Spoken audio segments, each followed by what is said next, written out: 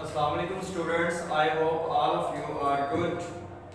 अच्छा बच्चों, आज हमने स्टार्ट करना है chapter number 6। As you know that कि हमने चैप्टर नंबर 5 कंप्लीट कर लिया था। माइटोसिस वाला चैप्टर, मियोसिस वाला चैप्टर हमने वो कंप्लीट कर लिया था। आज हम बात करेंगे चैप्टर नंबर 6 की, जिसका नाम है एंजाइम। अच्छा बच्चों, एंजाइम में सबसे पहले आपको जो टर्मिनोलॉजी, जो डेफिनेशन पता होनी चाहिए वो ये है, व्हाट इज मेटाबॉलिज्म। मेटाबॉलिज्म पे बात करते हैं कि मेटाबॉलिज्म क्या है।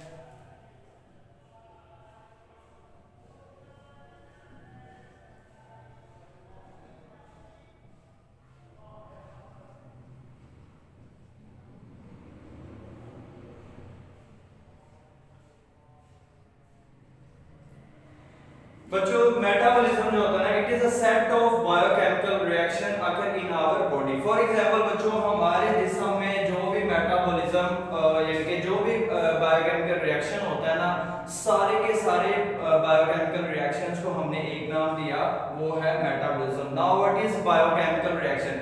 बच्चों आपको पता है, हम खाना खाते हैं, वो खाना हमारे अंदर जाकर हजम होता है। उसके बाद बच्चों जो भी हमारे अंदर कोई भी रिएक्शन होता है उसको हम बायोकेमिकल रिएक्शन बोलते हैं, और सब बायोकेमिकल रिएक्शंस को मिला के हमने एक नाम दिया जो कि मेटाबॉलिज्म कहलाता है। अभी फॉर एग्जांपल हमने लास्ट टाइम 5वां चैप्टर पढ़ा था बच्चों, सेल साइकिल। उसमें आपने पढ़ा था कि सेल के अंदर प्रोटीन्स बनती हैं, कुछ एंजाइम्स बनते हैं, ये सारी चीजें आपने पढ़ी थी। और बच्चों वो भी एक किस्म के बायोकेमिकल रिएक्शंस हैं, और उन सब बायोकेमिकल रिएक्शंस को हमने नाम दिया मेटाबॉलिज्म का। बच्चों मेटाबॉलिज्म क्लियर है। अच्छा बच्चों, उसके बाद मेटाबॉलिज्म की दो टाइप्स है, एक है एनाबॉलिज्म, दूसरी है कैटाबॉलिज्म। ठीक है बच्चों, अब मेटाबॉलिज्म की डेफिनेशन की अभी तक हमने, उसके बाद उसकी दो टाइप्स है, एनाबॉलिज्म एंड कैटाबॉलिज्म। अब एनाबॉलिज्म क्या होता है, कैटाबॉलिज्म क्या होता है, वो हम एक एक करके देखते हैं बच्चों। एना का मतलब बच्चों होता है कंबाइन, क्या कंबाइन करना, जोड़ना। जबकि बच्चों कैटा का मतलब होता है ब्रेक डाउन करना, क्या करना, ब्रेक डाउन करना। अच्छा बच्चों, नाम से ही जाहिर है, मैंने अभी बोला एना का मतलब है जोड़ना। एनाबॉलिज्म ऐसा मेटाबॉलिज्म है जिसमें छोटी चीजें आपस में मिलेंगी, ऐसा रिएक्शन है, ऐसा बायोकेमिकल रिएक्शन है जिसमें छोटी छोटी चीजें आपस में मिलेंगी और एक बच्चों बड़ी चीज बनेगी। तो बच्चों इसकी डेफिनेशन लिखते हैं, such reaction in which small molecules combine to form larger ones। यानी कि बच्चों छोटे मॉलिक्यूल्स कंबाइन होते हैं और एक बड़ा मॉलिक्यूल बन जाता है, इसको हम बोलेंगे एनाबॉलिज्म। अब बच्चों आपकी बुक में अगर फॉर एग्जांपल इसकी एग्जांपल देनी हो तो बच्चों वो हम फोटोसिंथेसिस की देंगे, किसकी देंगे, फोटो सिंथेसिस की एग्जांपल देंगे। अब फोटोसिंथेसिस में बच्चों क्या होता है, आपको पता है फोटोसिंथेसिस होती है पौधों के अंदर।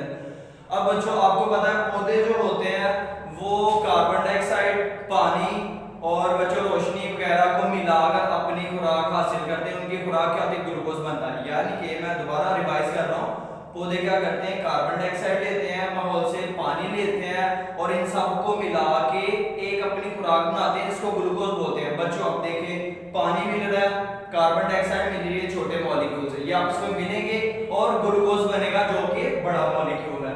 तो बच्चों एनाबॉलिज्म में कोई प्रॉब्लम तो नहीं है। अच्छा उसके बाद बच्चों कैटाबॉलिज्म क्या होता है, कैटाबॉलिज्म ब्रेक डाउन हो, कैटा मीन ब्रेक डाउन और बॉलिज्म मेटाबॉलिज्म की टाइप है। तो बच्चों कैटाबॉलिज्म में क्या होता है, लार्जर मॉलिक्यूल्स होते हैं ना वो टूटेंगे और छोटे छोटे मॉलिक्यूल्स बनेंगे।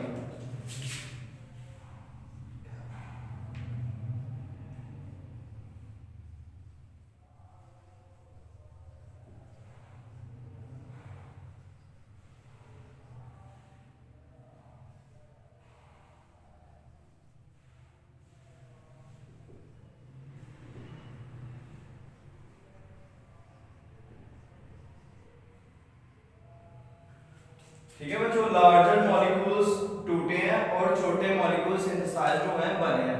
ठीक है, अब इसकी एग्जांपल क्या दें बच्चों आपको मैंने very first day of our lecture जब मैं यहाँ पर आया था, आपको मैंने एक लेक्चर दिया था बेसिक कंसेप्ट पे। मैंने आपको बताया था कि हमारी बॉडी के अंदर हमें एनर्जी कैसे मिलती है बच्चों। जो ग्लूकोज होता है हमारी बॉडी में, क्या होता है, ग्लूकोज होता है। ग्लूकोज के अंदर जो CH बॉन्ड टूटते थे फिर हमें ATP मिलता था, एनर्जी मिलता था। अब बच्चों को देखो, ग्लूकोज एक बड़ा मॉलिक्यूल है और ATP छोटे छोटे मॉलिक्यूल्स हैं।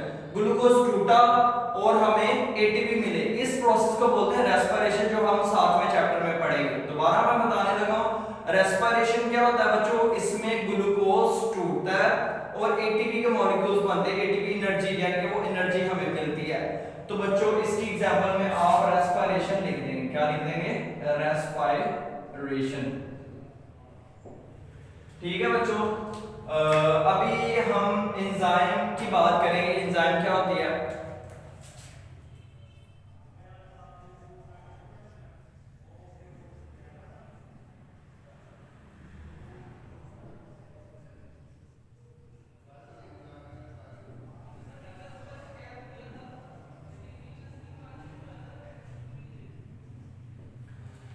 बच्चों एंजाइम प्रोटीन है एक, और बच्चों ये हमारे अंदर जो रिएक्शंस हो रहे हैं ना, अभी मैंने ऊपर बात की कि बायोकेमिकल रिएक्शन हमारे अंदर होते हैं जिनको हम मेटाबॉलिज्म बोलते हैं।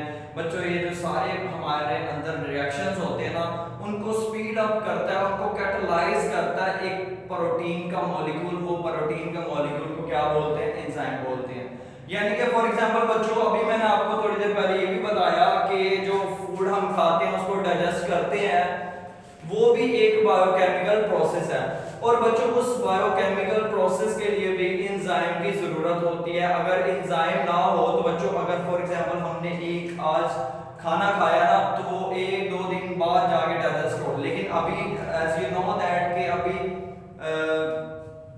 आप खाना खाते हैं तो 2-3 घंटों बाद ही आपको भूख लग जाती है। ये क्यों होता है? ये एंजाइम्स की वजह से होता है। एंजाइम्स उस केमिकल रिएक्शन को स्पीड अप कर देता है, बायोकेमिकल रिएक्शन को।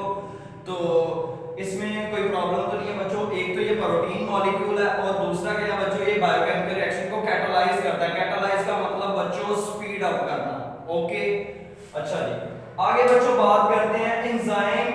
लिसन, अभी फॉर एग्जांपल मैंने खाना खाया, ठीक है, अभी वो खाना चाहे वो प्रोटीन है, गोश्त है, प्रोटीन गोश्त है या फिर कार्बोहाइड्रेट्स वगैरह जो भी है, मैंने खाना खाया, वो अंदर गया खाना, और बच्चों वो खाना जैसे अंदर जाएगा स्टमक हमारा एंजाइम निकालेगा, प्रोटीन मॉलिक्यूल निकालेगा।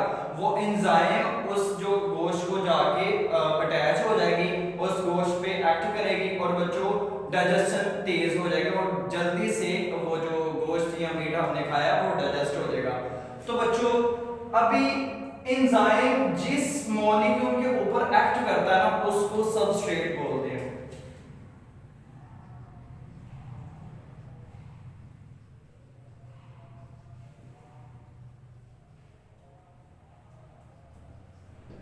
यानी कि एक ऐसा मॉलिक्यूल जिसके ऊपर एंजाइम एक्ट करेगा उसको सबस्ट्रेट बोलेंगे। लाइक मैंने अभी बोला, हमने गोश्त का एक टुकड़ा खाया, एक पीस खाया मीट का, और वो जैसे अंदर गया उस पे एंजाइम एक्ट करेगा ताकि इसे जल्दी से हम डाइजेस्ट करवाएं।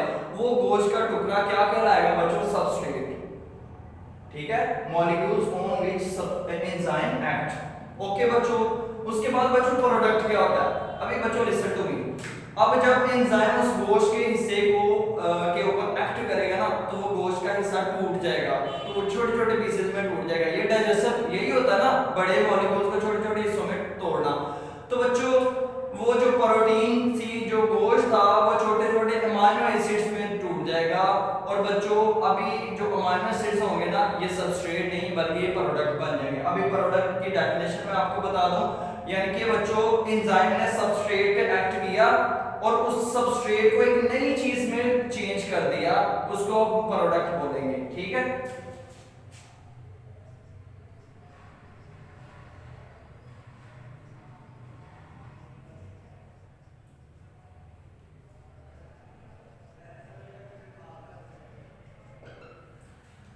ठीक है बच्चों, अभी यहां तक मैं आपको दोबारा रिवाइज कर रहा हूँ, उसके बाद आगे बात करते हैं बच्चों। हमने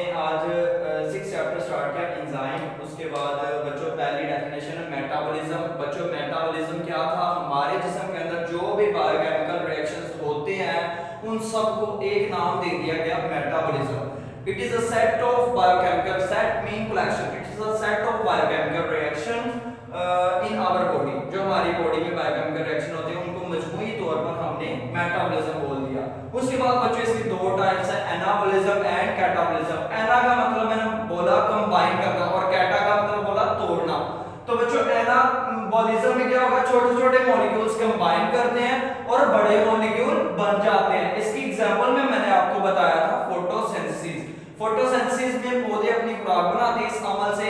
और बच्चों फोटोसिंथेसिस में होता क्या है कि छोटे छोटे मॉलिक्यूल्स मिलते हैं, लाइक कार्बन डाइऑक्साइड, पानी वगैरह मिलते हैं और ग्लूकोज बन जाता है। छोटे मॉलिक्यूल्स मिले और बड़ा मॉलिक्यूल बन गया।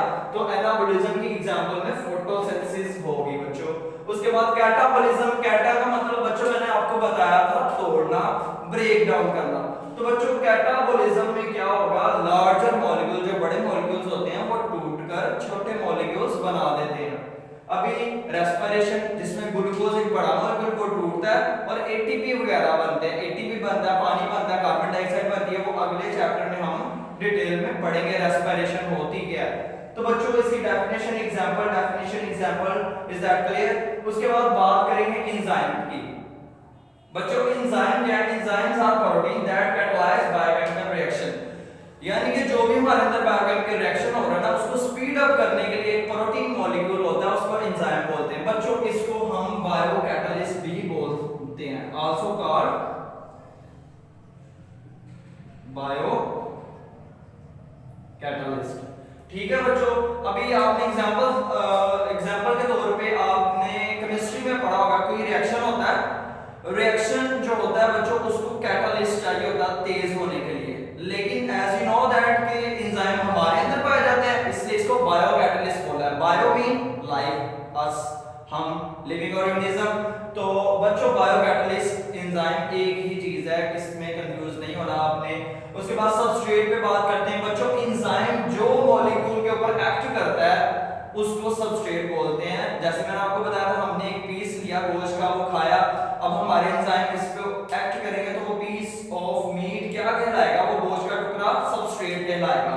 अब बच्चों जब एंजाइम उस पे एक्ट करेगा उस पीस पे, उस गोश्त के टुकड़े पे, तो बच्चों वो टूट जाएगा छोटे छोटे पीसेस में। तो अब वो जो छोटे छोटे पीसेस बनेंगे उनको अमीनो एसिड बोलेंगे और बच्चों वो अमीनो एसिड प्रोडक्ट कहलाएंगे। The new substances form called product. ठीक है बच्चों, मैं फॉर एग्जांपल बच्चों इधर आपको एक डायग्राम बना के दिखाता हूं। ये मैंने बना दिया एक एंजाइम, ये मैंने क्या बना दिया, एक एंजाइम, प्लस ये मैंने एक बना दिया प्रोडक्ट, सॉरी ये एंजाइम है, ठीक है, ये सबस्ट्रेट है। और बच्चों एंजाइम और सबस्ट्रेट मिले, एंजाइम वैसे का वैसे ही बच जाएगा, लेकिन सबस्ट्रेट टूट जाएगा छोटे छोटे हिस्सों में, एक नई चीज बन जाएगा और उस नई चीज को हम प्रोडक्ट बोल देंगे। बच्चों कोई प्रॉब्लम तो नहीं है, इज दैट क्लियर। उसके बाद बच्चों बात करते हैं एक्टिवेशन एनर्जी। बच्चों नाम से जाहिर है एक्टिवेशन एनर्जी क्या होता है, लिसन, एक्टिवेशन एनर्जी किसी चीज को एक्टिव करने के लिए जो एनर्जी चाहिए उसको एक्टिवेशन एनर्जी बोलेंगे। तो बच्चों इसमें आपको पता है हमारे बॉडी के अंदर बायोकेमिकल रिएक्शन होते हैं, तो उनको बच्चों एनर्जी चाहिए होती है स्टार्ट होने के लिए। तो बच्चों इसकी डेफिनेशन है,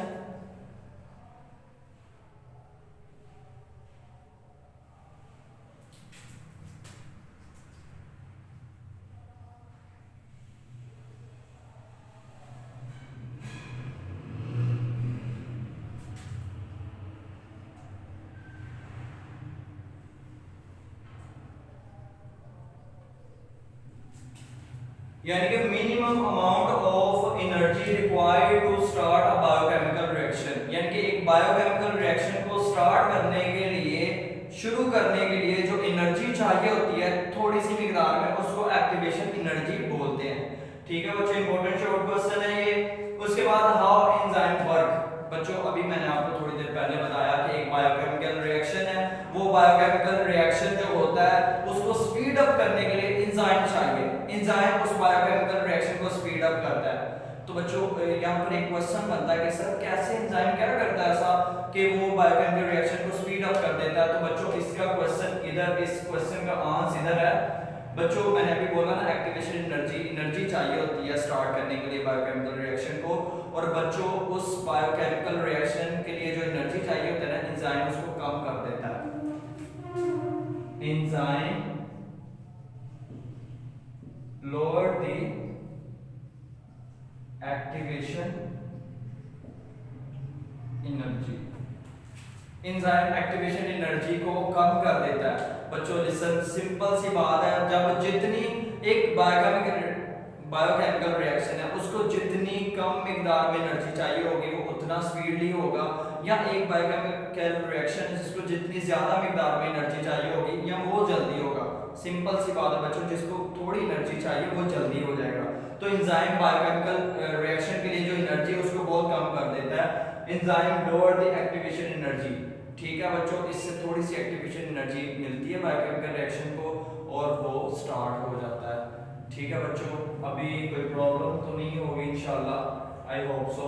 आगे बच्चों बात करते हैं categories of enzyme. Categories of enzyme में बच्चों क्या होता है, टाइप्स कह सकते हैं आप, टाइप्स ऑफ एंजाइम। बच्चों दो तरह की कैटेगरीज हैं, एक है इंट्रासेलुलर एंजाइम और दूसरा बच्चों एक्स्ट्रा सेलुलर एंजाइम।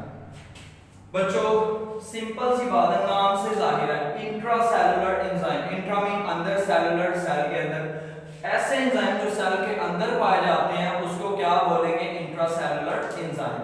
ठीक है बच्चों, और यहां पर लिख भी देते हैं inside the cell, inside the cell, यानी कि ये इनसाइड सेल के अंदर पाए जाते हैं। अब इनसाइड द सेल कौन से रिएक्शन होते हैं बच्चों, आपको याद है आपने चौथे चैप्टर में साइटोप्लाज्म के फंक्शन में पढ़ा था कि साइटोप्लाज्म जो होता है वो ग्लाइकोलाइसिस करवाता है, ग्लूकोज की ब्रेकडाउन। तो वो भी एक बायोकेमिकल रिएक्शन है, और उस बायोकेमिकल रिएक्शन को ग्लाइकोलाइसिस के लिए जो एंजाइम चाहिए होता है वो सेल के अंदर ही होगा। सिंपल सी बात है, सेल के अंदर ग्लाइकोलाइसिस हो रही है तो एंजाइम भी अंदर होगा। तो बच्चों ये intracellular enzyme inside the cell, और इसके बाद एग्जांपल में बच्चों ग्लाइकोलाइसिस के अंदर ये हेल्प करते हैं, इंट्रासेलुलर एंजाइम साइटोप्लाज्म के अंदर पाए जाते हैं। अब एक्स्ट्रा सेलुलर बच्चों ऐसे एंजाइम जो सेल के बाहर होते हैं, तो इधर लिख दें आउटसाइड दी सेल्स, सेल के बाहर होते हैं। तो ये किधर होते हैं बच्चों, अभी मैंने थोड़ी देर पहले आपको बोला कि जब हम खाना खाते हैं, गोश्त वाली एग्जांपल मैंने आपको दी, गोश्त अंदर गया, ठीक है बच्चों, अभी जैसे ही गोश्त अंदर जाएगा एंजाइम उस गोश्त पे एक्ट कर देगा। जब वो उस गोश्त पे एक्ट करेगा बच्चों, तो वो सेल से थोड़ी निकल है, वो तो एंजाइम एक ऑर्गन से निकला है, वो ऑर्गन कौन सा, स्टमक। तो बच्चों पेप्सिन एंजाइम इसकी एग्जांपल है, ठीक है बच्चों, और ये डाइजेस्ट करता है, डाइजेस्ट प्रोटीन को डाइजेस्ट करता है, गोश्त को डाइजेस्ट करता है, और ये सेल के अंदर नहीं निकला था, ये मैदे से निकला है। मैदा भी सेल से मिलके बना है, लेकिन बच्चों वो सेल से मिलके बना है, लेकिन वो एक कैविटी बाहर आ गया था एंजाइम, वो मैदे के अंदर एंजाइम आ गया, अब वो एक्स्ट्रा सेलुलर एंजाइम है। तो ये एक्स्ट्रा सेलुलर एंजाइम और इंट्रासेलुलर एंजाइम की जो कंसेप्ट था वो क्लियर हुआ। अभी आपको बच्चों थोड़ा सा रिवाइज करवाता हूँ, let's recap our lecture. Enzyme chapter था बच्चों, मेटाबॉलिज्म, इसकी पहले डेफिनेशन, मेटाबॉलिज्म क्या, जो भी हमारी बॉडी के अंदर, हमारे जिस्म के अंदर सारे बायोकेमिकल रिएक्शंस होते हैं ना, उसको मेटाबॉलिज्म बोलते हैं। वो कुछ भी हो सकता है बच्चों, आपको पता है कि हम फॉर एग्जांपल इतने छोटे सा बच्चा होता है वो बड़ा हो जाता है, ये सारा बायोकेमिकल रिएक्शंस की वजह से ही होता है।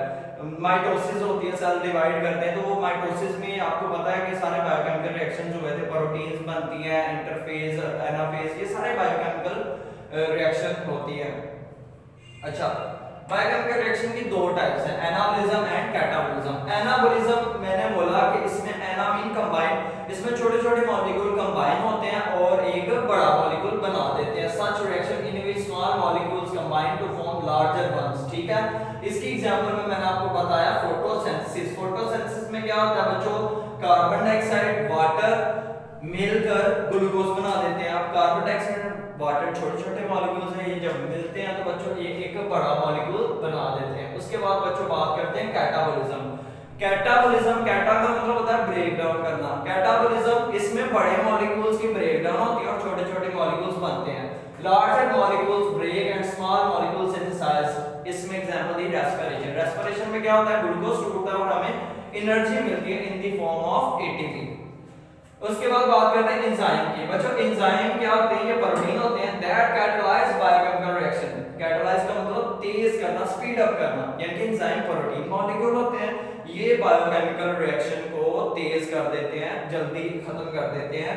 अभी सबस्ट्रेट क्या होता है बच्चों, एंजाइम जिसके ऊपर एक्ट करता है।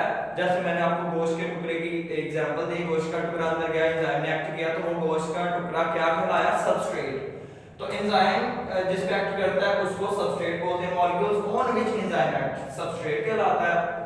प्रोडक्ट क्या होता है बच्चों, जब सबस्ट्रेट पे एंजाइम एक्ट करता है तो वो एंजाइम सबस्ट्रेट को चेंज कर देता है एक नए फॉर्म में, एक नए चीज में, उसको हम प्रोडक्ट बोलते हैं। The new substance form are called product. जैसे बच्चों ये एंजाइम ने सबस्ट्रेट पे एक्ट किया और एंजाइम तो वैसे का वैसे बच गया, और जब कि बच्चों सबस्ट्रेट जो है ये एक नई चीज में चेंज हो गया, इसको हमने प्रोडक्ट बोला।